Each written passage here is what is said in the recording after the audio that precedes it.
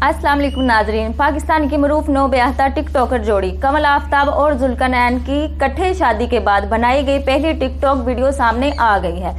पाकिस्तान की टिकटॉक फहरिस्त में दूसरे नंबर पर आने वाली टिकटॉकर कमल आफ्ताब अपने करीबी दोस्त जुल्करनैन से गुज़िश्ता दिनों शादी कर ली थी। दोनों शादी से काबिल अदा की जाने वाली रस्मात से लेकर निकाह तक की खूब तस्वीरें और वीडियोस इंटरनेट पर वायरल हुई, जिन्हें दोनों के मदाहों की जानब से खूब पसंद भी किया गया। नौबयाहता टिकटॉक जोड़े की अब शादी के बाद एक साथ बनाई गई पहली टिकटॉक वीडियो भी सामने आ गई है, जिसमें दोनों शादी के जोड़े में मुलव्विस निहायत खूबसूरत और खुश नजर आ रहे हैं। इस वीडियो में जुल्करनैन अपनी नई नवेली दुल्हन के लिए मोहब्बत का इजहार कर रहे हैं और बताते हैं कि गुनाह नहीं जाएगा, आपसे हमें इतना प्यार है, आप हाँ तो करें, हम जान देने को भी तैयार। हमारी तरफ से जोड़ी के लिए निहायत ख्वाहिशात, अल्लाह ताला खुशियां नसीब करे, आमीन।